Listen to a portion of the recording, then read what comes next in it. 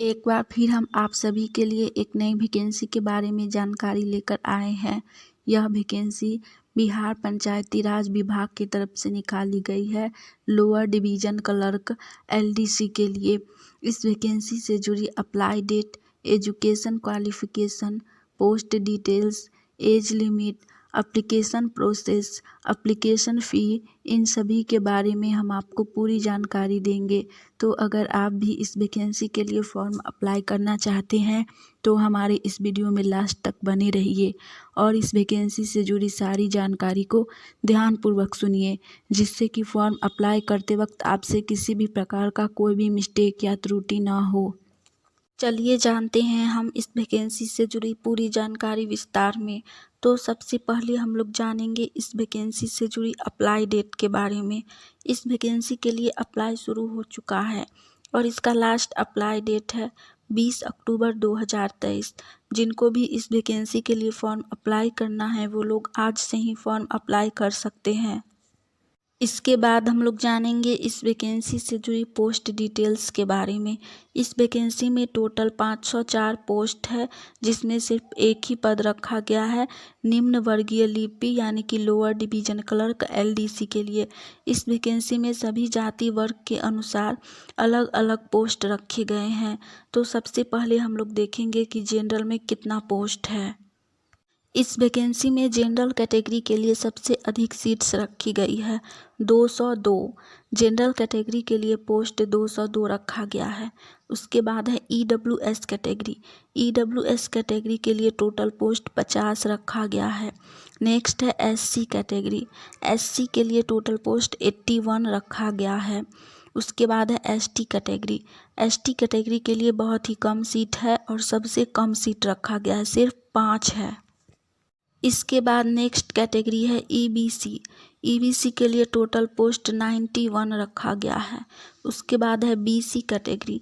BC category male candidate के लिए 60 यानी कि 60 पोस्ट रखा गया है और बीसी कैटेगरी फीमेल कैंडिडेट के लिए 15 सीट रखा गया है। इन सभी कैटेगरी की पोस्ट को मिलाकर इस वैकेंसी में टोटल 504 पोस्ट रखा गया है। इसके बाद हम लोग जानेंगे इस वैकेंसी से जुड़ी एज लिमिट यानी कि उम्र सीमा के बारे में। इस वैकेंसी के लिए न्यूनतम उम्र 18 वर्ष रखा गया है और अधिकतम उम्र 64 वर्ष रखा गया है। जो भी लोग फॉर्म भरेंगे उनका एज 18 से कम नहीं होना चाहिए और 64 वर्ष से अधिक भी नहीं होना चाहिए। यदि उनका एज 64 वर्ष से अधिक है तो इस वैकेंसी के लिए फॉर्म अप्लाई नहीं कर सकेंगे। इस वैकेंसी में उम्र सीमा बहुत अधिक रखी गई है, तो आप लोग इस वैकेंसी के लिए फॉर्म अप्लाई ज़रूर कीजिए। इस वैकेंसी के लिए आवेदन कैसे करना है इसके बारे में हम लोग जानेंगे। तो इस वैकेंसी के लिए आवेदन आप लोग ऑफलाइन के माध्यम से भी कर सकते हैं और ऑनलाइन के माध्यम से भी कर सकते हैं। इसके लिए सबसे पहले आप लोगों को ऑनलाइन करने के लिए बिहार पंचायती राज विभाग के ऑफिशियल साइट पर जाना होगा और वहां अगर ऑनलाइन करने का ऑप्शन दिया होगा तो आप लोग ऑनलाइन अप्लाई कर लीजिएगा। अगर ऑनलाइन का ऑप्शन नहीं होगा तो आप लोगों को ऑफलाइन अप्लाई करना होगा। तो सबसे पहले आप लोगों को इसके ऑफिशियल वेबसाइट पर जाना है और वहां जाकर आप लोगों को इसका फॉर्म डाउनलोड करना है। फॉर्म डाउनलोड करने के बाद फॉर्म को प्रिंट करवाकर उसको सही सही भरना होगा। उसके बाद उसमें जो भी इम्पोर्टेंट डॉक्यूमेंट दिया गया होगा उन सभी डॉक्यूमेंट का जेरॉक्स पेपर आप लोगों को फॉर्म के साथ ही रख देना है। उसके बाद फिर आपको इसके एड्रेस पर पोस्ट करना होगा, फिर आप लोगों का फॉर्म अप्लाई हो जाएगा। इसके बाद हम लोग जानेंगे इस वैकेंसी से जुड़ी एजुकेशन क्वालिफिकेशन यानी कि शैक्षणिक योग्यता के बारे में। तो इसके तहत भर्ती सेवानिवृत्त व्यक्तियों के लिए निकाली गई है। इन पदों के लिए आवेदन करने के लिए आवेदक को भारत का नागरिक होना चाहिए।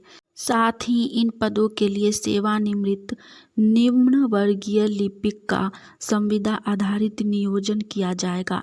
यानी कि आप लोग अगर पहले से ही किसी जॉब में है तो ही आप इस वैकेंसी के लिए फॉर्म अप्लाई कर सकते हैं, नहीं तो नहीं कर सकते हैं। हमने इस वैकेंसी से जुड़ी सारी जानकारी आपको दे दी है। अगर आपको यह जानकारी अच्छी लगी हो तो वीडियो को लाइक कीजिएगा।